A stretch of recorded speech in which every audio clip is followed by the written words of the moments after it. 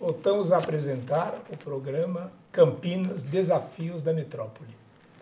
Hoje estamos discutindo a terminalidade da vida, falando sobre eutanásia, ortotanásia, distanásia, mistanásia. E para debater este assunto, os nossos convidados são o Dr. Vitor de Oliveira, médico e bioeticista, o Dr. Fábio Toledo, juiz de direito em Campinas, e a doutora Maria Emília, médica e bioeticista. Bem, continuando o nosso programa, eu vou pedir aos nossos convidados para que dê alguns exemplos de cada uma dessas situações de morte. Para que o nosso telespectador possa entender melhor essa questão do morrer, o morrer bem, esse processo, né, de morte, né? O morrer é um processo, né?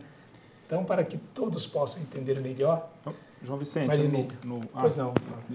Só dar no bloco anterior, nós falávamos que para que a gente possa falar em dignidade da morte, a gente precisa falar em dignidade da vida e dar um sentido para a nossa vida, porque no fundo é isso que vai fazer com que haja dignidade nesse momento mais difícil. E um incidente que me aconteceu e que eu soube recentemente, de um senhor, posso me sentir amigo dele, o senhor Luiz Pinto Lima, que no momento já estava numa fase terminal da sua vida, incurável, mas era uma pessoa que se espalhou, fez muito bem para todos que o cercavam.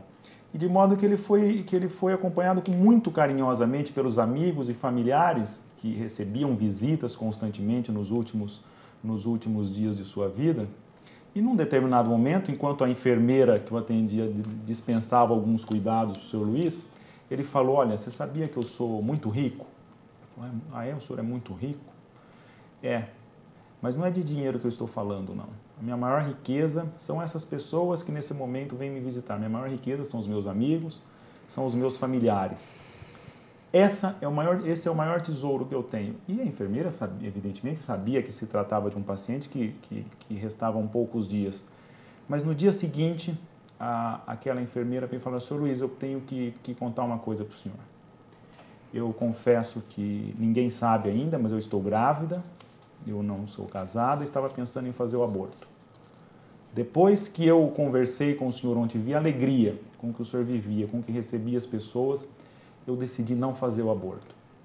Então percebam que uma pessoa que deu um sentido para a sua vida até o último minuto, e em dando um sentido para a sua vida até o último minuto, soube dar um sentido para a sua morte.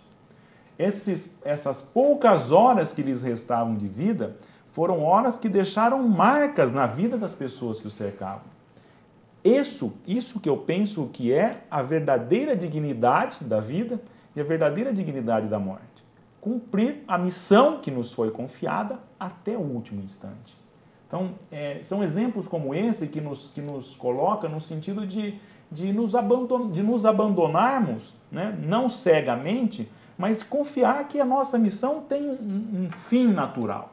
E até esse último minuto nós não podemos fugir dela, porque fugir dessa missão é algo mais radicalmente frustrante para a nossa vida. E desempenhar essa missão com valentia e com coragem até o final é o que vai dar sentido à nossa vida e vai dar sentido à nossa morte. Penso que essa é a tônica que deveria nortear todas essas nossas indagações filosóficas a respeito da eutanásia. Um belo exemplo, né? Vitor, você tem um exemplo? Eu tenho um exemplo que não é um exemplo de morte, é ainda um exemplo de vida. É um exemplo de vida, que é o caso do nosso vice-presidente, José Alencar, que eu admiro muito ele pela luta que ele empenhou nesses últimos anos pela vida. E olha, ele não deixou de sofrer, se submetendo a diversas cirurgias, diversos procedimentos médicos, diversas hemodiálises, etc. E é um exemplo que eu, por exemplo, na minha morte, eu gostaria de seguir, né? eu quero lutar pela vida como ele lutou. E eu acho mais ainda, Dr. Fábio, Emília, João. Eu acho que, além desse ser um direito moral de escolha da pessoa, né, ele ainda está amparado pela nossa Constituição, né, de que a pessoa tem o direito, todos, não só o vice-presidente, de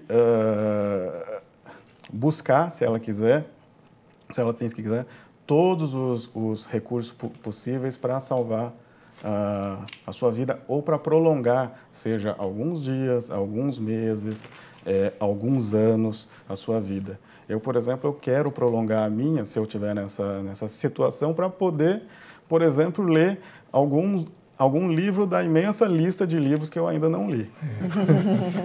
É o exemplo do nosso vice-presidente, Belo, essa coragem. Essa coragem dele, né? E aquela frase dele, ela poderia ser um manual de autoajuda, como poderia ser também a introdução de uma filosofia de primeiro de ponta, né? E que ele sempre fala isso, e parece que foi isso que tem sustentado. E ele costuma dizer o seguinte, né? Se Deus quiser me chamar, ele não precisa do câncer, né? Agora, se ele achar que não é a hora ainda, não tem câncer que vai me levar. Isso, fora toda a questão teológica que possa estar por trás, mas é no fundo de uma pessoa com sentido de missão. Há uma missão a ser cumprida. Sim. E eu estou aqui até o último minuto. É um exemplo maravilhoso. E até a gente poderia...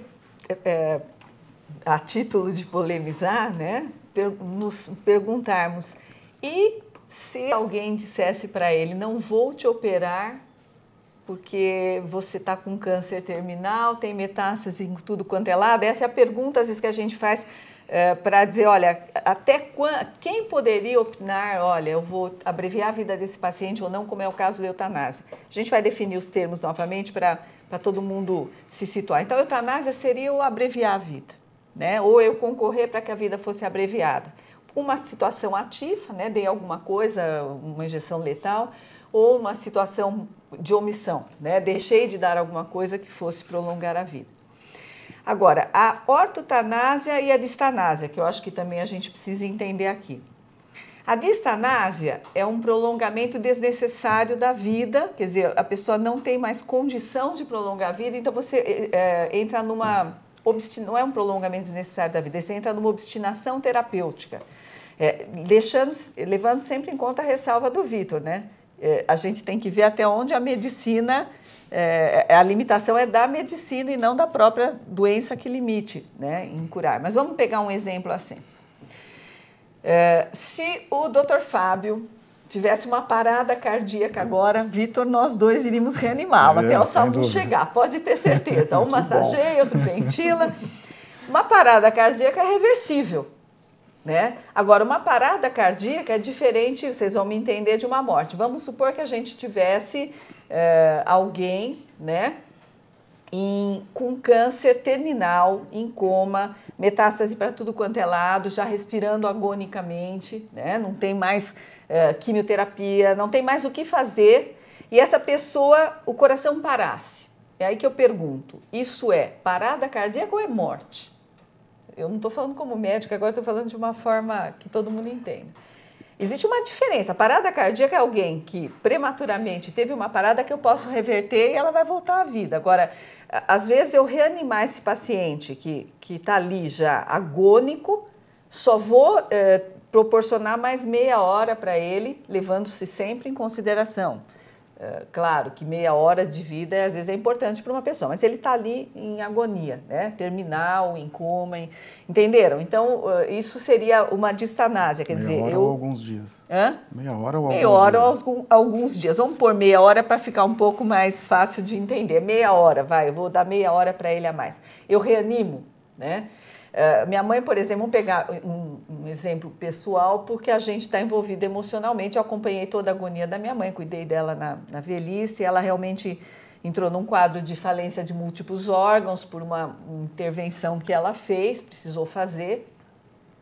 E chegou um momento que ela estava com necrose toda intestinal, o rim não funcionando, Ela fez uma parada cardíaca na UTI, ela foi reanimada, eu acho que tinha que ser reanimada naquele tempo, mas durante um determinado tempo, porque aquilo ali já não era mais parada cardíaca, era óbito. Aí o colega que estava reanimando olhou para mim como quem diz, paro ou continuo? Falei, por mim ela já está na mão do Senhor, né?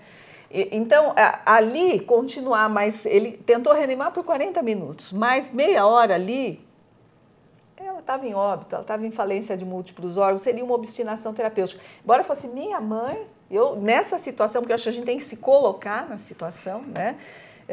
Para mim seria uma distanásia, né? Agora vamos pensar numa ortotanásia, vamos pensar um exemplo clássico que Papa João Paulo II, né? Papa João Paulo II já não tinha mais o que realmente, ele estava assim num quadro final, com múltiplas complicações, e ele falou, olha, eu quero morrer aqui, não quero mais ir para o hospital, não tinha mais o que fazer, diálise, nada, e ele falou, eu quero morrer aqui, cercado das pessoas que me amam, e foi feito, veja bem, ele não foi abandonado, foi montado lá toda uma mini UTI para ele morreu com todos os cuidados médicos paliativos, porque não tinha mais chance de cura, né? Cercado pelas pessoas que ele amava, cercado pelo povo, não foi abandonado, e aí a diferença, né? Quando você fala em ortotanásia, você tem que automaticamente falar em cuidados paliativos. Não é abandonar o doente, vai morrer mesmo, não vou fazer nada, não. Inclusive, pela Organização Mundial de Saúde, a reestruturação em 2002 para cuidados paliativos foi olhar a qualidade de vida do paciente, mesmo paciente terminal, investir na qualidade de vida, porque qualidade de vida não é só você ter vida, né?